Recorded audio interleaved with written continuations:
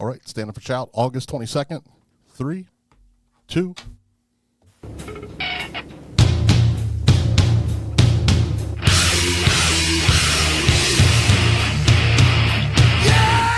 Now, no more fucking around. It's Wylde Style Radio. Wylde Style Radio. Stand up and shout! What's up?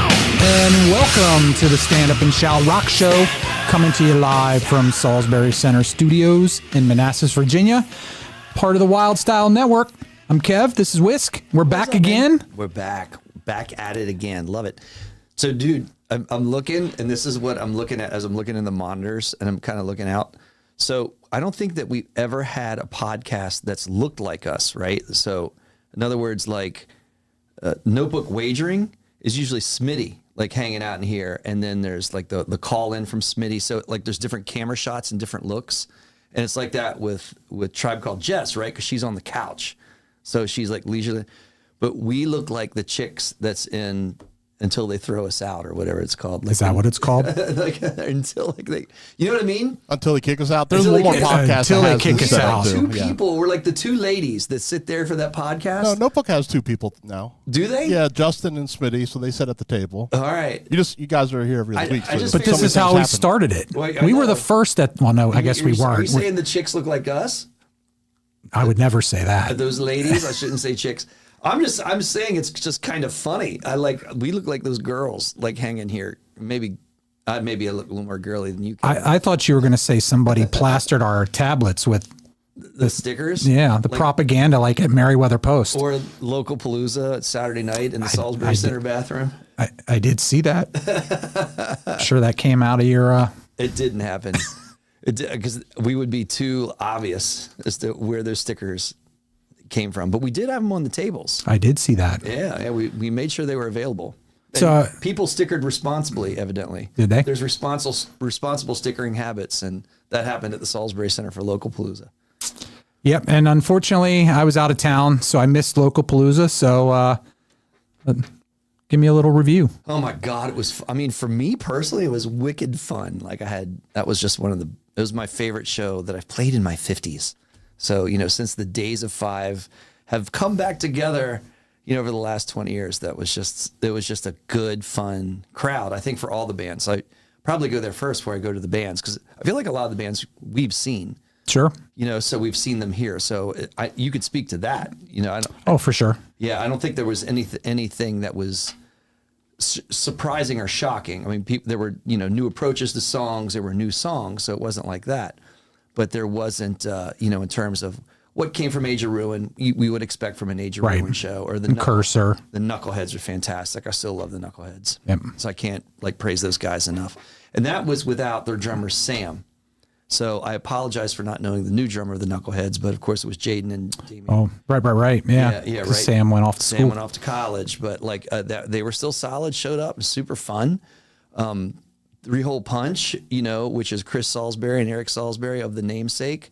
They were fun as hell. They dressed up like cowboys, almost like toddler cowboys. So Eric Salisbury was there in his tighty whities, on stage with his guns in his holsters, and it was And his gun in his holster. Oh yeah, exactly. Well, I guess he had 2 guns, so to speak.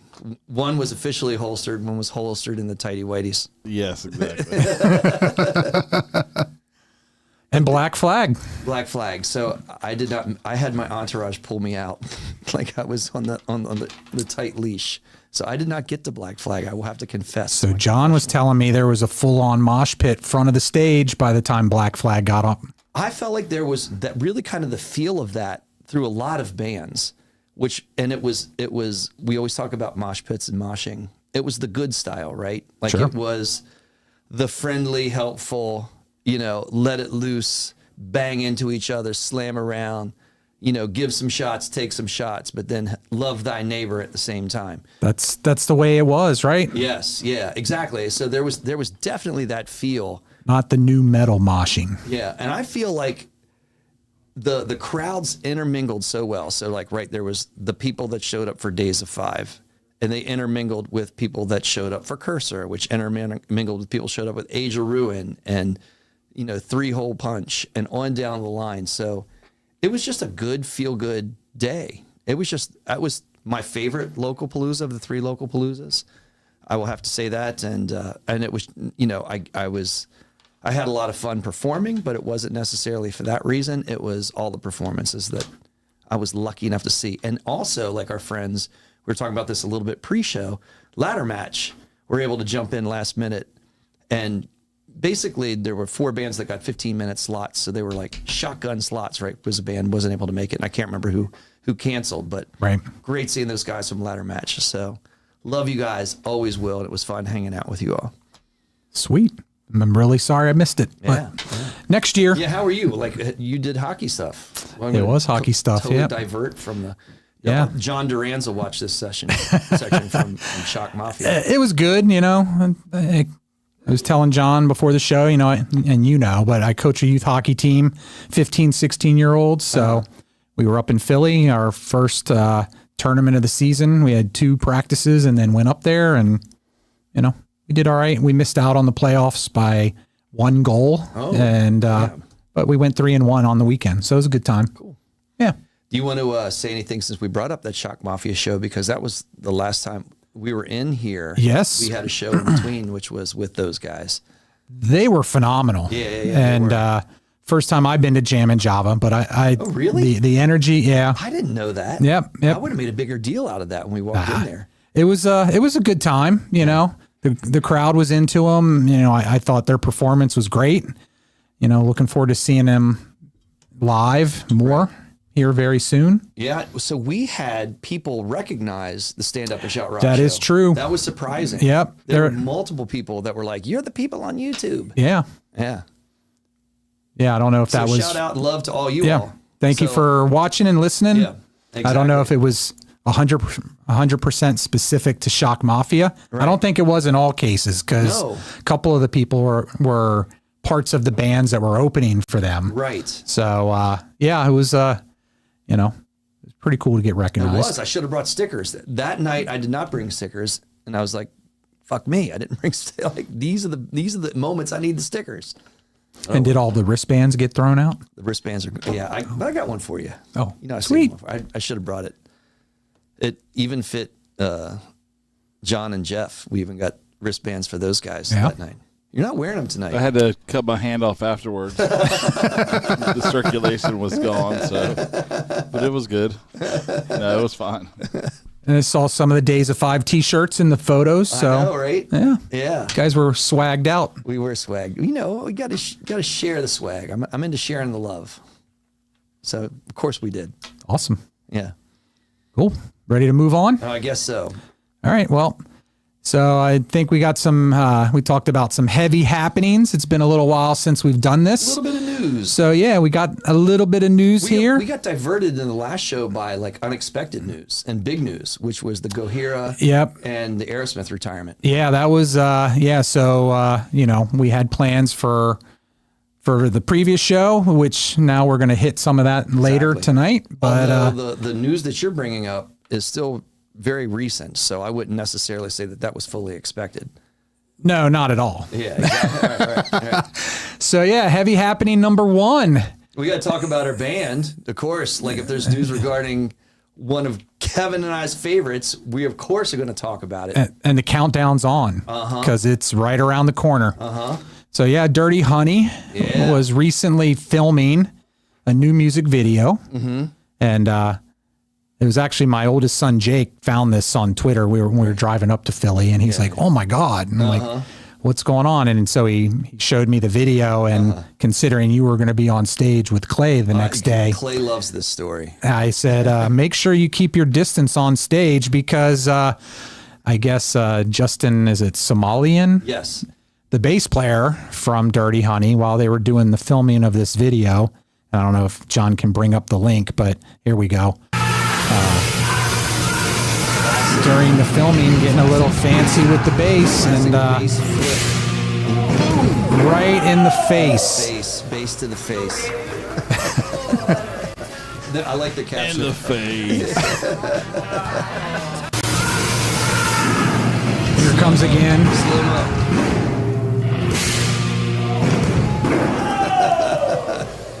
That's terrible. I'm laughing. I think he was trying to break the bass on the face. I like that. I like the flip off on too. the stage. Right. Maybe. You know, speaking of Dirty Honey, Chris found this website that says like how much bands cost. Yeah. Have you seen it? So I have seen multiple sites like that. So I don't know how much. I don't know how believe it. accurate they are, Yeah. but some of them I know from experience and what people have asked for that they were very accurate. Yeah. Okay. And other ones I was very surprised that like some people were way more expensive than I thought and some were way less. Sure. But if Dirty Honey is actually what they said in there, they would probably be attainable here. They would be on the high end of what we could afford here. Kevin has wood. But Kevin is so worked up. But the thing is, Don't they get were him worked up. they were like a third of the cost of Hailstorm. Really? Yeah. I'm surprised by that. So it might be old. Yeah. So I don't know. Yeah. Yeah. Well, the 18th they're playing at Charlestown. Yeah. Yeah. But Charlestown has casino money. They do. Yeah. Hopefully I'll take some of it. They can afford, but I do know that also that what they had for Bret Michaels is higher than what he will take. Wow. In there. So I've seen information on the Foo Fighters at $4 million a show. it was lower than that in there. Okay. There's only $4 million a show? $4 million a show. Yeah. Oh, I guess they will put out another album then. Yeah. But anyway, so yeah, but like I was thinking about that there, Lou, I saw Dirty Honey. It was right before like COVID closures. So it was February of 2020 at a little place I'd never been to before in Baltimore. It's called the Metro Bar. And man, that place was tiny. And I can't imagine they paid anything for them. And I was thinking about that then, like, man. Was it packed? It was packed. It was. But I would say that there was probably 200 to 300 people, tops, in the place. I'd say it's probably the size of the Black Cat in D.C. Okay. Teeny. It's smaller than 930. You know, I don't know. Because they jammed the sound stage when they played with Wolfie. Yeah. And yeah, I'm interested to see what Charlestown's going to be like. If it's going to be, and that's a smaller venue anyway. Sure. But yeah, and a couple of weeks we're going to be seeing Buck Cherry there too. Absolutely, I know. All right, so we wish all the wellness and health to Marc LaBelle and speedy recovery. I mean, he bounced back in fantastic shape. Flicking off the bassist. He might not be as pretty looking when we see him, though. He might not. My girlfriend wanted to run out and take care of him, basically. Yeah. When she saw that video. They doctored him up pretty good to get back and finish filming. He has the glasses on the cover there. Yeah. That works. The glasses in the hair. So there's a little bit of an extended version of that video with that follow up, I think, on YouTube. Okay. So if you want to see just a little bit more of the fun-loving conversation that happens after that event, you can jump out and just uncensored, YouTube. of course. Yes, Marc LaBelle getting injured, and you'll come up with that good stuff. It's Cool. very like they played the "Let's Go Crazy" at the the hockey thing. What am I thinking? The Winter Classic. The Winter Classic, yeah, where it's the open air thing. And so it's very hockey-esque, that injury. It looks like a hockey injury. Oh, for sure. Well, and I was watching, you can't avoid it right now, but the DNC last night, they did a tribute to Prince, and they played Let's Go Crazy with John Legend, and I'm like, could have got Dirty Honey. I know, exactly. Yeah. All right. Anyway. All right. Were they showing a bunch of clips of Kamala when they were playing that?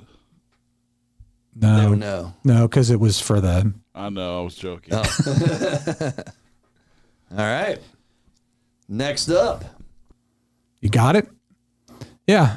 So yesterday, I think it was actually announced Helmet, who was planning to go out on tour with Local H. Yeah. And they canceled the tour. Crazy. It was what I thought was interesting related to this was the statement that came out, why they had to cancel it. Yeah. And, We've never talked about either band, by the way. So this is our first time talking about both Helmet and Local H. So I almost feel like we could backtrack. 2 90s alt-rock acts. Yep. Very popular, huge following. Was that, I couldn't tell from this. Was that a co-headlining tour? I'm not sure. Because I thought it was Helmet Headline. related to, I think what this is would be like the 30th anniversary of the release of their first album. Oh, okay. Because it's hard to, it would be hard for me to gauge popularity. I would say that both those bands were equally popular at one point. Not to say that somebody had a higher tiering hit, but Right. I know like interest in Local H was pretty high for a while Sure. in the 90s. So in fact, in some ways, I think more people, I would think, would know of Local H. To me, it's like, Helmet's kind of a musician's band, right? Like to a small degree. Like I don't see them producing or I don't know if they did produce as many radio-friendly songs as Local H has. Right. I don't know. I mean, that's just kind of my. I mean, I know sense I of know Unsung is like the one tune that most Sure. people go back to, Right. which I think was Got a their great groove, most great popular. riff. Yeah, great But, riff in that tune. So they said Helmet regrets to announce we are having to cancel the upcoming U.S. tour with Local H.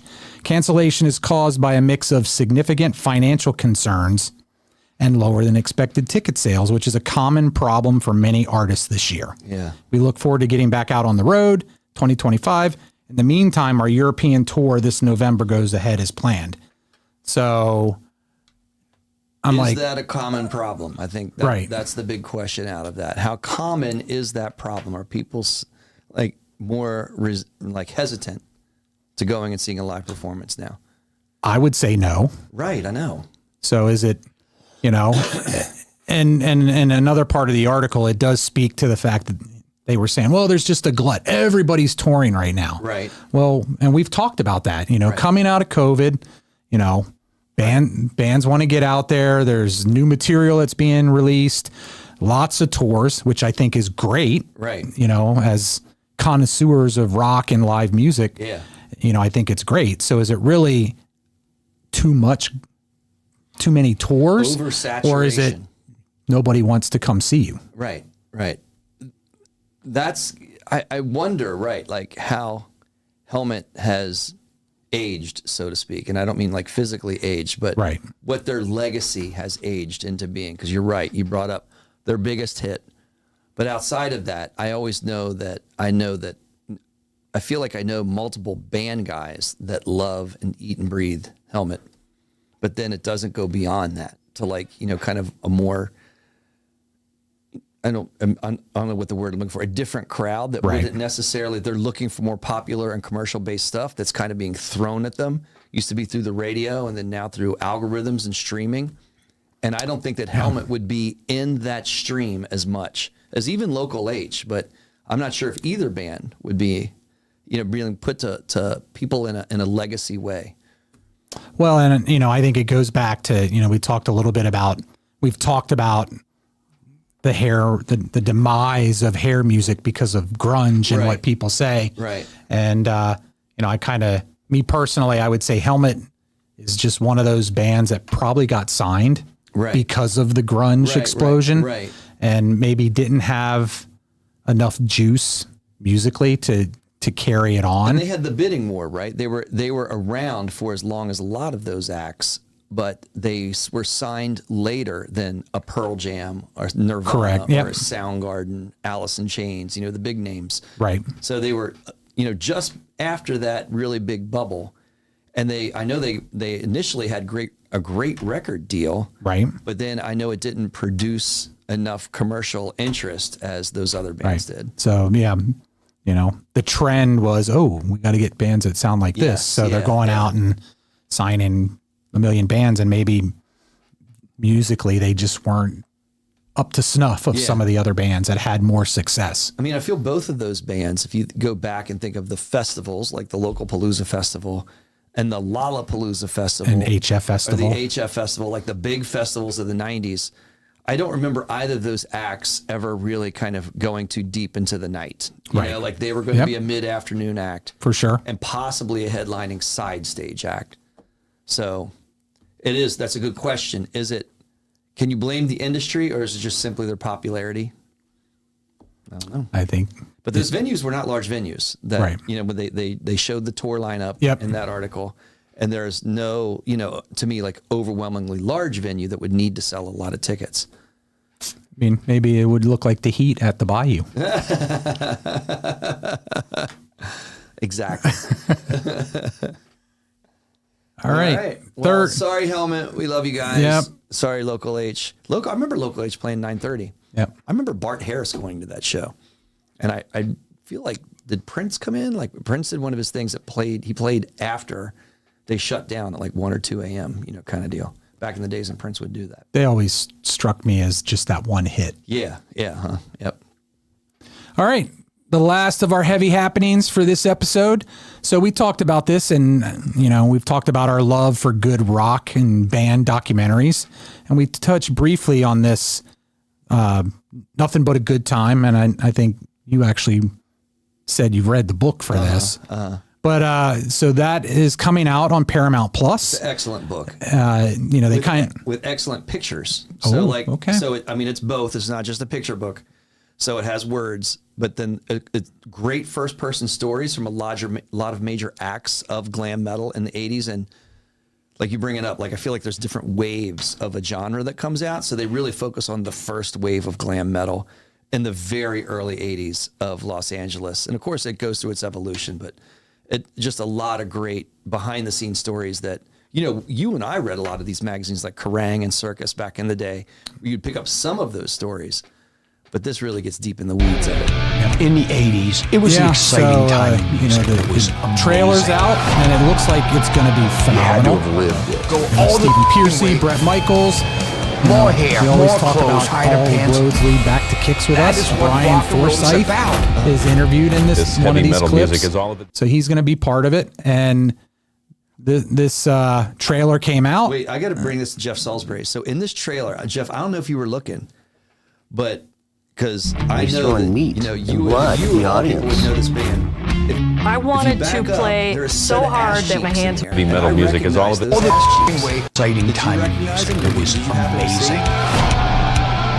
You had to have lived it. Go all the way. And they're male ass cheeks. More hair, more clothes, higher pants. Right there. That is what rock and roll is about. Higher pants. By your entry upon these premises. Yeah, right. Eden or Odin. Odin. Little Odin. Is that Odin or is that Axl Rose? I don't know. I want to That say is that what was rock Odin. and roll is. More hair, more clothes, higher pants. Look, we're now Higher pants. Tough. these dudes' ass cheeks.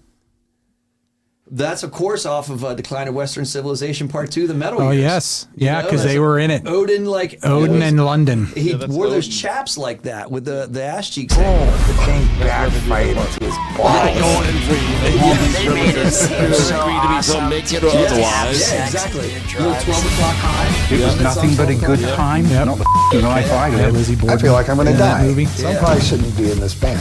When you have that level of dominance, Directed by Penelope there's nowhere Spears. else really Exactly. to go except Know for that she was going to do that. A lot of these, a lot of these clips are totally from that movie. Yeah, That I was going I to don't take know care how of you it. would I bring brought that. him It's back kind of like home The in a Dirt by box. Motley Crue. I I don't had know how to you change my bring that down life, to get back on track. a condensed There he is. documentary. Brian.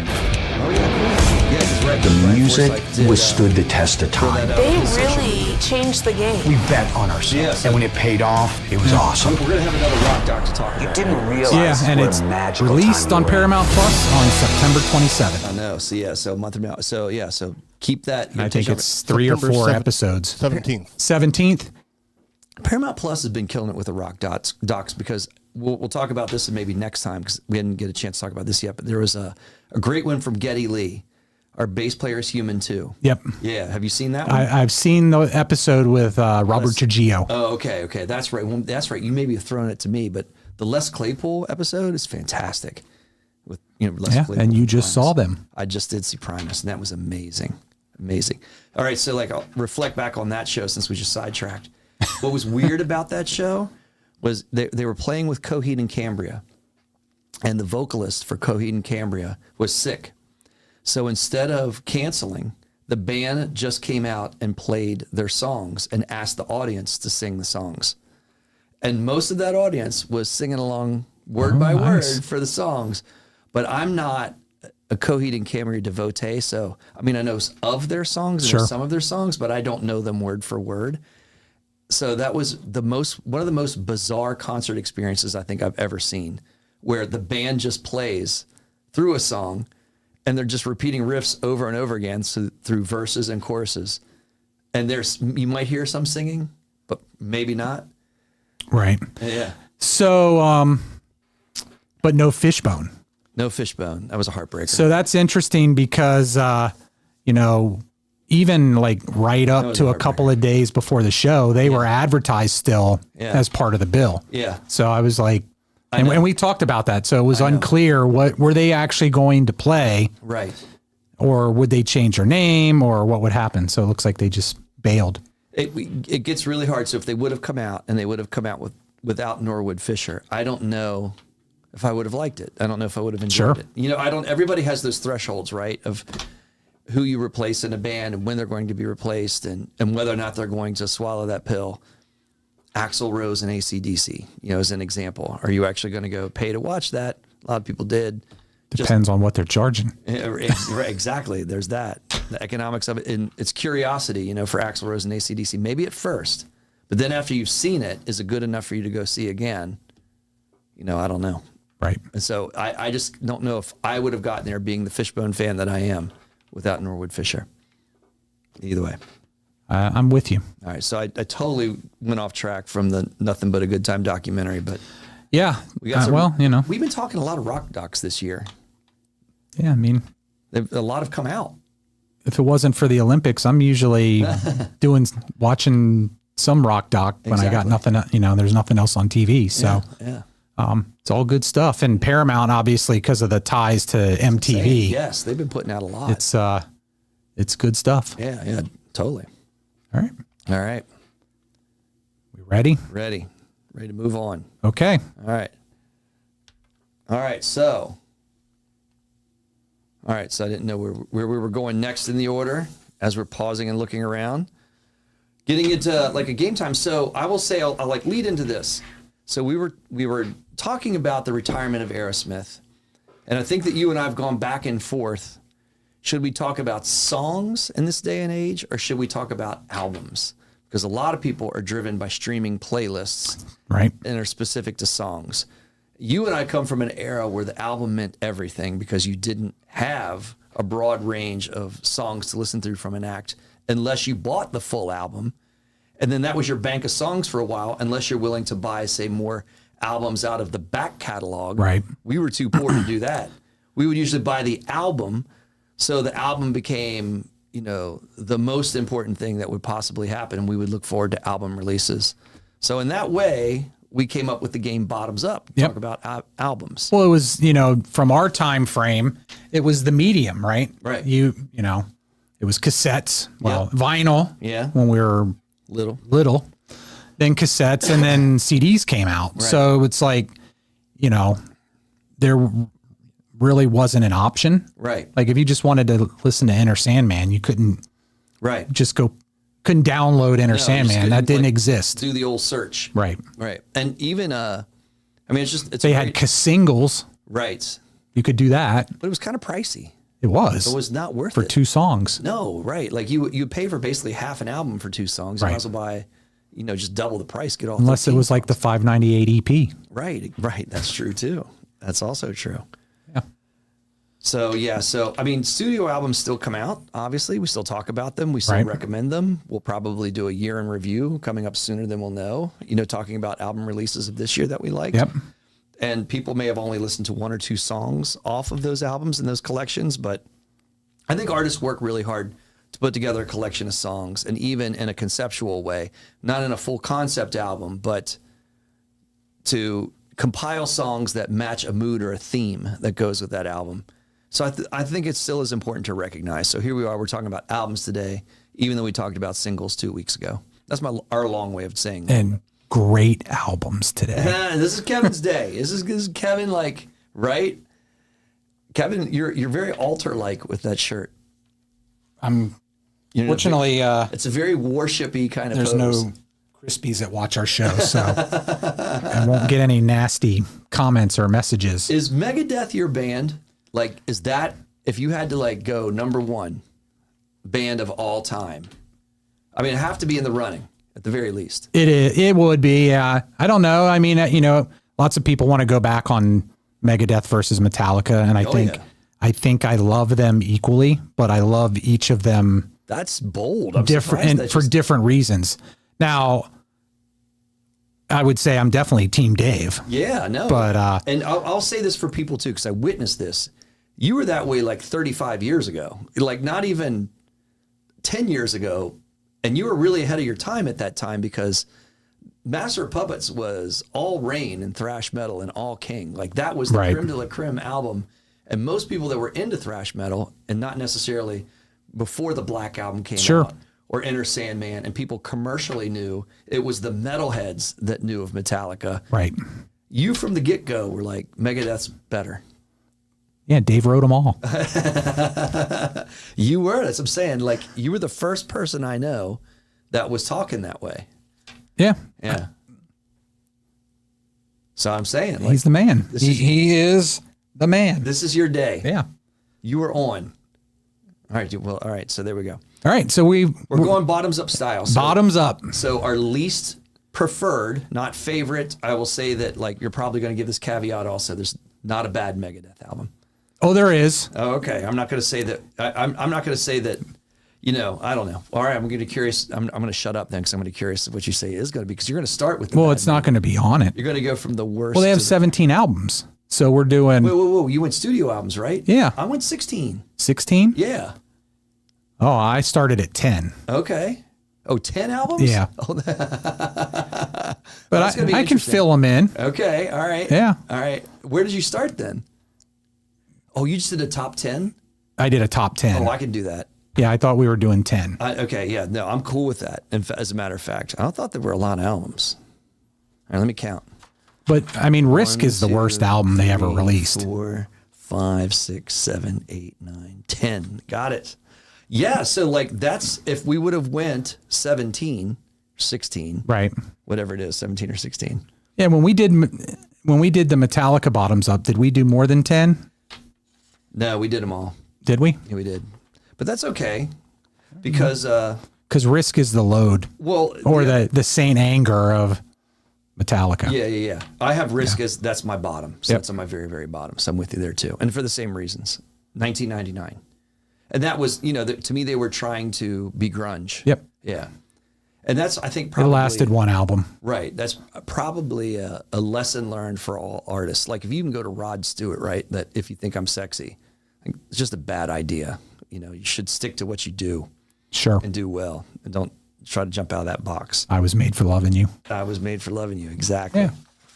All right, so we're going to go with 10 because they do have a lot of albums. So I'm with you. Metallica didn't have as many albums. They do not. No. I don't know if that plays into your opinions. Well, Megadeth versus Metallica. They don't write music as well as Dave does. So.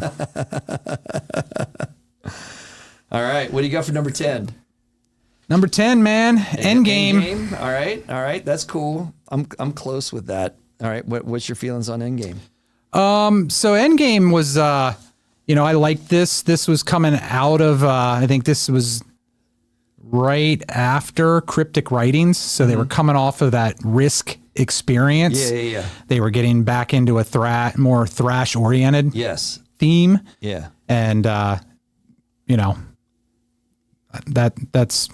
that's why I have them there. I got you. I have Endgame in my top 10. And I have it a little bit higher. Okay. So I'm going to get there. But mine went with Dystopia. Yeah. And I do like this album. So that was the album prior to their latest release. So there's been 6 years between their newest album, which came out in 2022. Sure. So this is 2016. Lamb of God, the drummer of Lamb of God. Yeah, Chris Adler played on that. Yes, was involved with the sound, which I think is really cool. It was also Kiko's first album that he performed on. Yep. And looking at their whole catalog, so like kind of looking at it broadly, like over all the albums, like to me, there are these Megadeth eras that are really never put together because they continuously do put out albums. And I do kind of see like these chunks where there was, not as maybe as a severe change as something like Risk. Right. But there was a change in their sound where, to me, the recurring theme is always go to thrash, always go to pure thrash. And whenever they go back to thrash, it's a comeback, right? And so that's where Dystopia was for me. but it wasn't fully realized as another album that I'm going to talk about in a little bit. Okay. Yeah. Well, and they won a Grammy for that album. They did. I know. But I don't know what that says though. You know, it's like, should you win a Grammy for a thrash album? Well, it was best metal performance. Oh, okay. So they had finally gotten to recognizing metal and thrash for what it was. Right. As opposed to, what was it? Best rock album when Jethro Tull beat Metallica. Which also has to be, like you're talking about, there's also, of course, this recurring theme of Dave Mustaine always going at Metallica because of his feelings towards Metallica. Right. That rooted with him being thrown out of Metallica. If you didn't know, Dave Mustaine was thrown out of Metallica very early in their career. He was? Just saying. I know that, you know, Kevin's got it. There might be some people out here like, what the hell are they talking about? The youngins. But in other words, like, that's a little bit of retribution, you know, like with Dystopia and coming back and feeling, I got the Grammy now too. You ain't the only ones. Yeah. All right. Sorry. Go ahead. Or you want me to go? You can go. All right. Number 9, 13. Number 9 is 13. Okay. You know, so like I sort that out in your head. So yeah. So again, like another good album. I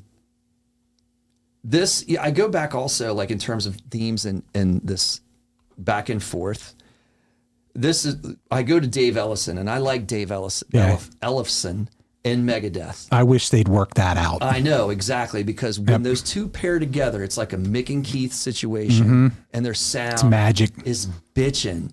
Yeah, so like this is a return of him from one of those periods where he was out of the band. And so, you know, that is why it made my top 10 in and around this era again. So this is a 2011 album. So coming out of Risk and the grunge, you know, kind of Bad Idea and Bad Act. So that's why I have it there. Yep. So number 9 for me is Cryptic Writings. Okay. Which was the album to follow up Risk. Uh-huh. And I'm surprised by that. You talk about comebacks, so this was definitely a comeback because Risk failed commercially and musically, in my opinion. Yeah. And this was the comeback. And there's just some great tunes on this album. You know, Trust, which I think they still, for the most part, open up their shows with that. Yes. How it kind of the bass riff. It layers, starts with the drum, and then one guitar, and then the bass comes in, and then Dave comes in at the tail end of that, and then it kicks in. Right. Almost Honest. Right. A Tout Le Monde. All killer stuff on that album. Yep. All right, cool. Very cool. All right, so here's my number 8. I'll just go ahead and jump to number 8. And I might have cut in front of you. But there's my end game. That's why I cut in front of you, because you've already brought it up. You've already talked about it. But I just had it a little bit higher than you do. I almost feel like my 8, 9, and 10 can be very interchangeable. I'm not necessarily married to like that order.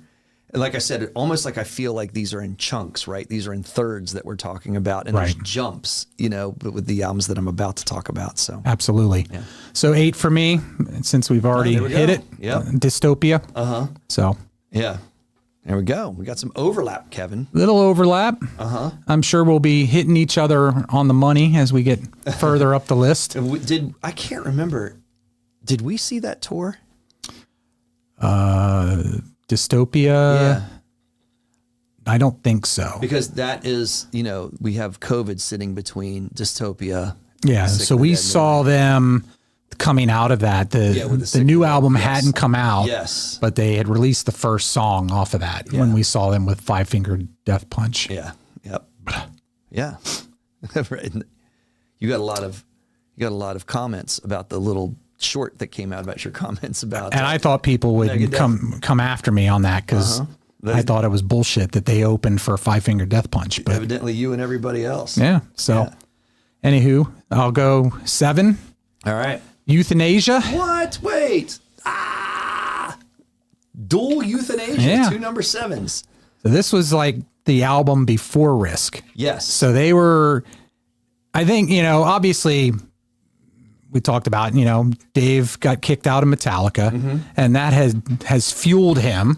He always wanted to be better than Metallica. And I think this was Euthanasia. It's a great album. Good stuff. It's also the last album I love Train that of had Consequences. Nick Menza on it.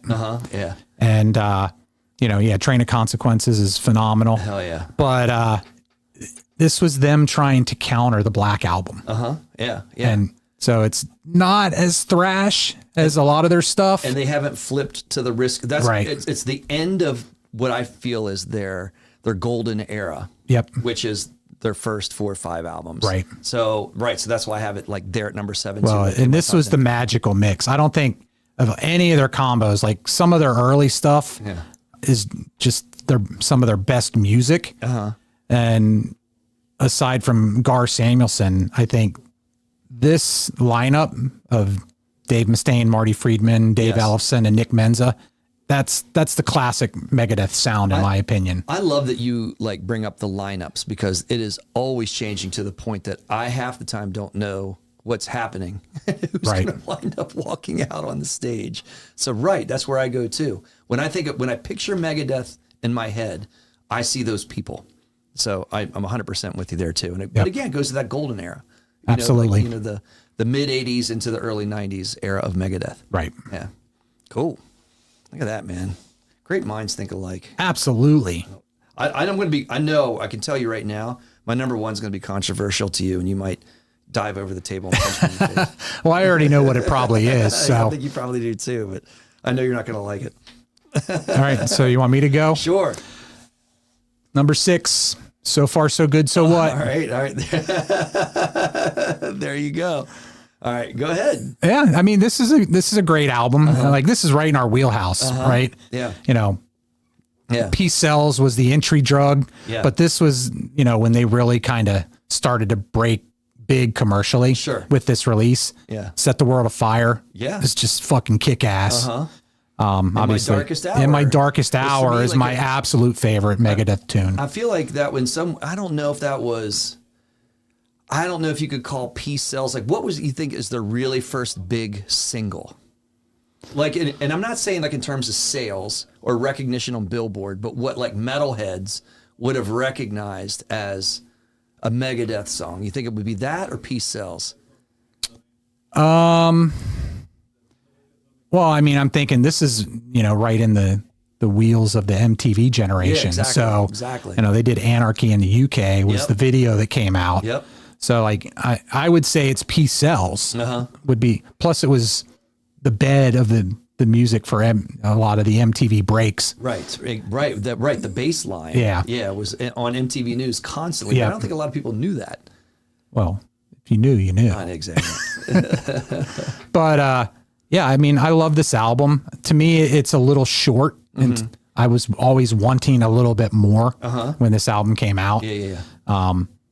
But Mary Jane is killer, and 509. Yep. Yeah. All good stuff. Sure. But there's just albums that I like more. I get it. In front of it. I guess probably this is going to be one of those albums that you like more, which is The Sick, the Dead, and the Dying. Yep. Which is their latest album from 2022. It's just a bitchin' thrash album. Totally. I'm so impressed with the thrash sound that they came up with kind of later in their career and this late into their career. And it was really cool, that live show that we saw where Dave was probably the most sentimental, like in any interview that I've seen with him, let alone live, about debuting as high as he did. I think it was number 3 on the Billboard chart. Yeah, We'll Be Back. It was awesome. Yes. Yeah. I mean, that was to release that song out of the gate, it was like, okay. And it just got better. The whole album is really good. I like the tune with Ice-T. Yes. Yeah, of course. Yeah. Good stuff. Some kind of punky sounding stuff on that as well. So it's, a good little mix of thrash and. Yeah. Do you think Dave Ellefson will ever come back? I mean, this is where we lost him to sexual improprieties over the internet, where he was sexting with someone over Zoom, and it was recorded, and then it was released, and then it turned out the lady was underage. Yeah. Yes, but was not known to Dave Ellefson that it was an underage lady. So my guess is, I think probably. You think? I think, time heals wounds generally. I think it would probably be up to Dave Ellefson. Yeah. I mean, maybe he's just so. And there's been comments from him that's kind of said, I'm done, like, fine. Right. But I mean, to me, that's what they do. Like, they square off and say, F you, yeah, F you. it's happened. This is at least the third time he's let left or been kicked out of the band, and then Right. generally comes back. Exactly. So, if we were doing what are the odds, I'd Yeah. say pretty high based on past history. Yeah, yeah. All right. I like that. What do you think? That's a great what are the odds topic is what I think. Like that was, as soon as you said Okay. it, I was like, making note of that. I'm hopeful because I always like that. And then hopefully do you know what his contribution was, Dave Ellison, on this album? Well, my understanding is he tracked the bass and then they threw it out when they kicked him out of the band. But still, like that imprint has to still be there. I think so. Yeah. Yeah, I mean, but then supposedly Lamenzo came in and But they it, retracked. it still feels like him. It does, You yeah. know? Like, and that's what I mean. So like, I'm hopeful that he comes back for that reason because we always go back to that, right? Like you and I were agreeing on Right. that. That's the classic Megadeth sound. Yeah, and there was another story that came out this week, which probably could have put it in heavy happenings, but they're planning to have a new album out next year. Okay. So Yeah. Yeah. I don't know how that bodes for Junior coming back. Right. But Exactly. Yeah. It's a little soon. yeah. Yeah. Cool. All right. All right. I'm getting into. Do you want me to go or You can want to go. All right. I was gonna say because I just locked up the old digital art department here. All right. Number so 5, right? Number 5. I'm at really kind of the golden era of Megadeth. Ah, look at that, and we're both in lockstep. 7 and 5. Look at that. Right on. Killing is my business. And we went with the original album cover Yeah, exactly. because Yeah, the of course. remastered Yeah. is a different cover. Yeah. I hate that cover. Yeah, it's not Yeah. good. No, I mean, that's. I mean, they polished it up too, which I Right. didn't like with the remaster of that. I never do. Because this was the debut. It was raw. It was angry. Right. All of which Dave was. Are you going to get into your Metallica rant here with Mechanics? Mechanics, yeah, that's the original tune. Right. And so the classic controversy is Mechanics, the Four Horsemen. It's Mechanics. With the Four Horsemen that The- Metallica yeah, plays. off and the of Four Horsemen Kill 'Em didn't All. want to talk about that. but- Right. Yeah. Yeah. I mean, I've got live bootlegs from Metallica before Dave was booted out of the band, and it was Mechanics. Exactly. Yeah. So yeah. So I love this quote from Dave Mustaine in terms of recording this album. After getting fired from Metallica, all I remembered is I wanted blood, theirs. I wanted to be faster and heavier than them. it was. And yeah, like if you compare this as like Kill 'Em All, Right. They're both killing each other here, evidently. So like you got that in both album titles. But yeah, this is more of a beast album. I feel like Yep. as beast of an album as Kill 'Em All is. Yeah. Yeah. Cool. All right, that's funny. You want me to keep going since I can. kind of bogarted your. No, it'll be All right, so definitely going to be different. Number 4, I got Rust in Peace. This is where I go with Rust in Peace. Wow. I told you this is when you're about ready to dive over the table. Okay. I can't tell you, this is like more of a personal thing for me. I love this album, but I never felt like deeply in love with this album. I love that it won it was Grammy nominated, so it had all of that. Of course, Holy Wars, Hangar 18, huge singles off of that, huge videos, back in the day. Tornado of Souls. Yeah. Killer album. It is a killer album. I'm not going to say that I got it at 4. Yeah. I just wound up, I just prefer, I don't know, maybe, I hate to use the word melodic. There's a touch more, I'm going to say a touch more of a more melodic approach in my higher numbered picks. Okay. Yeah. And that is obvious to me, like this is a thrash classic. So I feel like I'm a little bit sacrilegious by putting it this high because others will call this a thrash classic for sure. It is a thrash classic. But yeah, so I had The Sick, the Dying, and the Dead. Yeah, well, I'd said The Sick, the Dead, and the Dying. Excuse me, it was Sick, the Dying, and the Dead. So sorry, I misread that. Their album titles are all long. It's like that's kind of like a Clint Eastwood title. It is, yep. For sure. Like spaghetti Western kind of deal. This was, Kevin, this was Rust in Peace in September 1990. That was when you were doing radio for the first time. So, you would have played a lot of Rust all the in Peace time on your radio show. Fastest 3 hours on radio. Fastest 3 hours, exactly, on radio. So, yeah. Yep. All right, number 3. I'll go. All right. Look at that. We're doing well on the odd numbers, Kevin. Yeah, 7, 5, and 3. We're just disagreeing on the evens. We're Countdown. gonna disagree on number 1. The top 3 are so close. Yeah. It's like choosing your favorite child. Yeah. But yeah, this was the second album with the classic lineup. Right. My classic lineup. And I think this is where they kind of refined it. And yeah, while Rust in Peace was maybe a touch melodic, this is full on thrash again. Yeah. And Symphony for Destruction, Skin of My Teeth, Sweating Bullets. Yep. I feel like if you learned who Megadeth was from MTV at any point in your life, even if you're not in this era in the early 90s, you would know the songs off of this album. Yep. And the videos off of this Absolutely. And so I saw them, wasn't the first time, but I saw them in a headlining slot at Hammerjacks with Dave and Bruce. Oh, that's right. That was off of this tour. This was this was getting ready to come out. Sure. Hadn't come out yet. Oh, okay. So it was in between Rust in Peace and this, but yeah, that was cool. Got to go backstage and meet Dave. Yeah. Yeah. Right. I remember that. Yeah. Yeah. We're going to have the same number 2. I know we are. We are.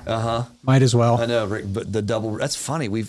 Look, I mean, we're going to disagree on the number 1 and you might want to dive over the table and punch me, but we're really kind of 5 for 10. Yeah. You know, and I will give you like full on, you know, Megadeth cred that I would give no other. So like, I feel honored that I've been able to select 5 out of 10, you know, with someone of your Megadeth stature. So I'll say that as my disclaimer right out of the gate. Yeah, and this could very easily be number 1. I mean, it's where they kind of started to break big.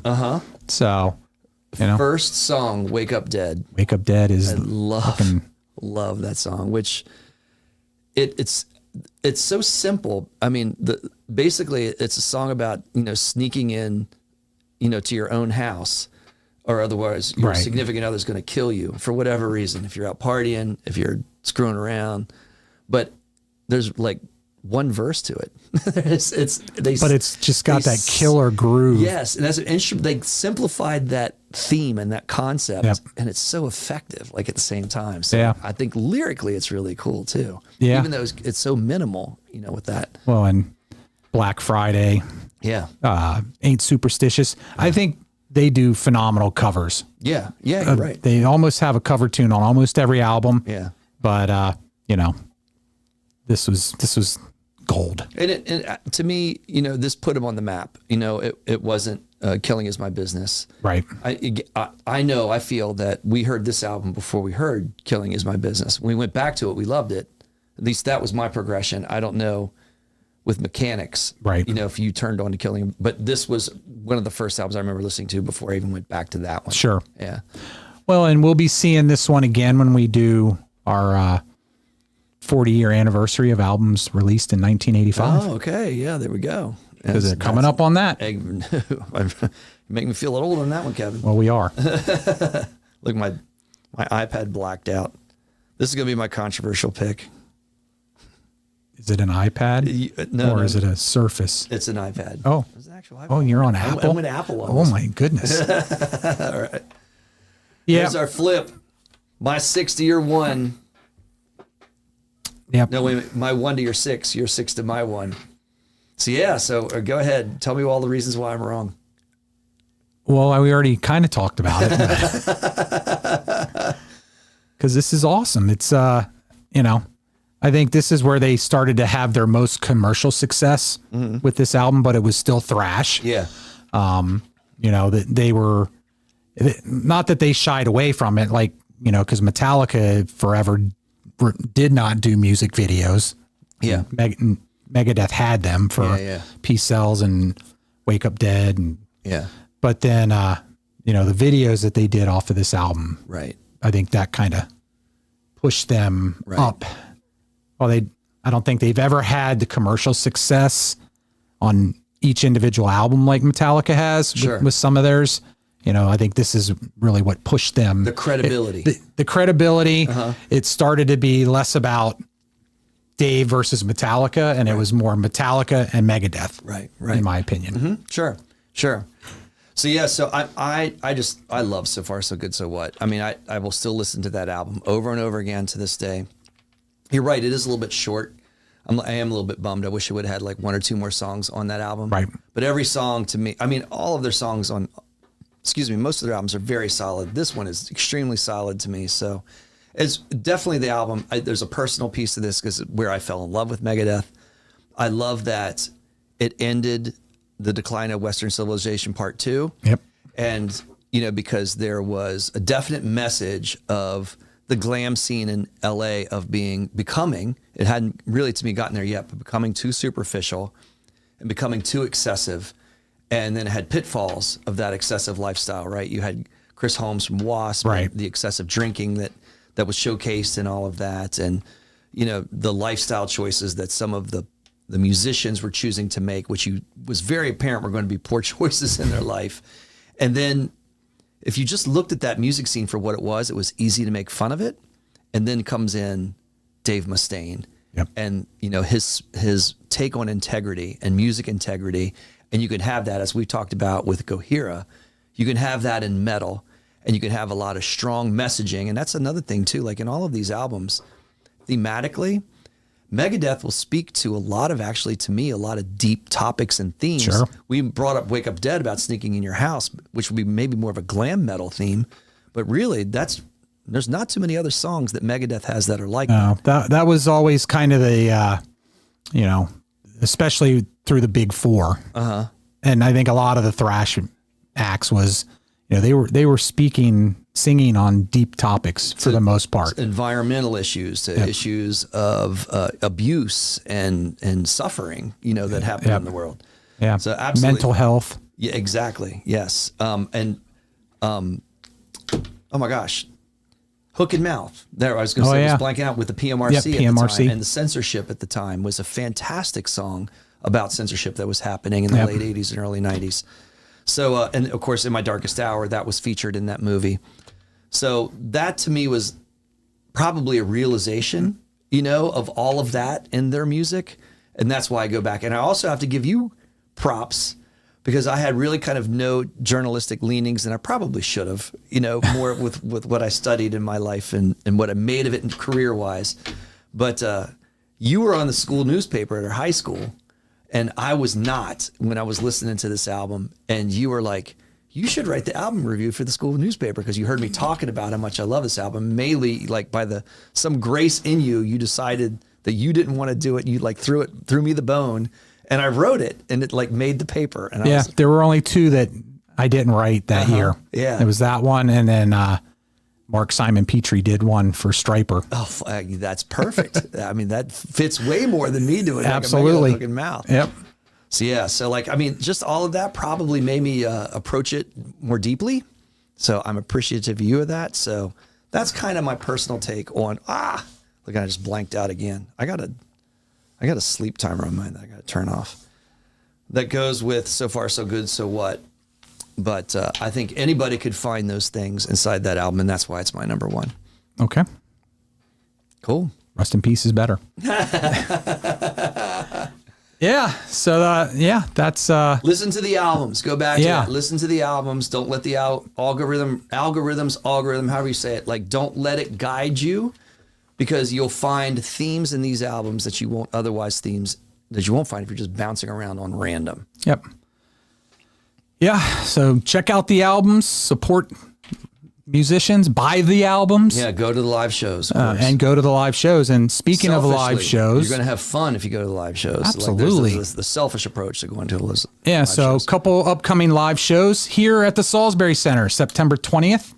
Daycare Swindlers with American Television, LNT, and Rise Defy. Mm-hmm. And then 2 days later, on the 22nd, Age of Ruin with Walk the Plank and Anarita. All right. So nice. Yeah, we might be talking to some of those thrash bands. and some punk bands coming into the Salisbury Center. Yeah. A couple other local shows I want to point out. October 18th at Ion Training Center out in Leesburg is the Bret Michaels Party Gras. Yes. With our friend Pete. Yes. And Stephen Piercy is going to be there, as well as the Gavin Evick Band. Yes, exactly. So there's a lot of Evick in that world, which is a great thing. Yep. And then one that was just announced that I think would be really appealing to folks, and at the Maryland Theater. Do you know where that is? I don't. It's in Hagerstown. Oh, really?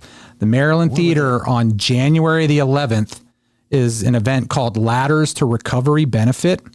And it's benefiting obviously people recovering from different substances, but it's going to feature for one night only Brad Divins, Shannon Larkin from Wrathchild America and Godsmack. I did not know of this.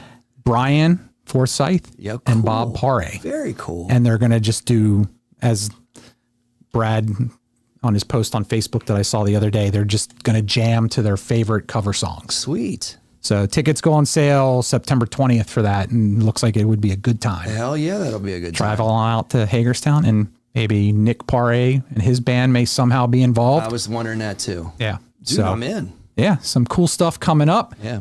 And, standupandrockshow.com. Yes, shop standupandrockshow.com. Yes. We got our t-shirts. That's a lot of S's. Nope. No shop, stand up and shout rock show. Shop, stand up and shout, isn't it? Oh, look.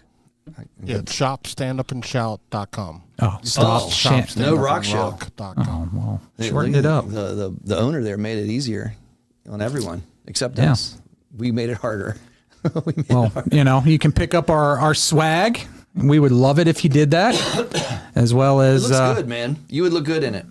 Yeah, we look good in it, and anything that can make us look good is definitely good. You're gonna look amazing in a Stand Up and Shout Rock Show T-shirt. And we also have exciting news. We'll throw in a sticker. Exciting news. We're thrilled to announce our partnership with BetStamp and Sign Up Expert, opening up an incredible opportunity for you to join some of our favorite sports books to get the best odds and new user offers. Head over to our dedicated page at signupexpert.com/wildstyle network to explore a selection of sportsbook tailored to your region, each with unique offerings. If you're ready to take your sports betting to the next level and show some love for notebook wagering and the Wild Style Network, we highly recommend signing up for your next sportsbook through Sign Up Expert link. You can easily find it in the description of this video. And you can use those winnings to buy yourself a Stand Up and Shout Rock Show shirt. I would. Or concert tickets. Yeah. A little extra cash is always good. Exactly. So. Yes, sir. Cool. Anything else? All right, Kevin. That was a good little run there through. Good thing we didn't do 17 albums. I know. Smitty wouldn't have a show. Yeah, well, sometimes things happen. We have done that to him several times. We have. Yeah, but we're giving him time today. You think he would come on and talk about his favorite Megadeth albums? I think that would be a little over his head. Oh, okay. All right. Well, yeah, Wild Style Network, we've got all kinds of podcasts. So Notebook Wagering is coming up after us, as well as A Tribe Called Jess. And then the newest podcast, Until They Kick Us Out. Yeah, they'll be on Sunday, though. Just Notebook and a stand-up, Notebook and Tribe Called Jess. Tonight are live. Yeah. But check it out on the Wild Style Network. Also, we just added another podcast. Oh, that's right. Real Estate in Real Time. Real Estate. Yeah, RE in Real Time. All right. RE in Real Time. Real Estate in Real Time is what it stands for. Is that also on Wednesday nights? It's usually Tuesdays, and it's not live. Oh, okay. But it is. It's a real estate by local real estate big shots for St. Paul and Montreal.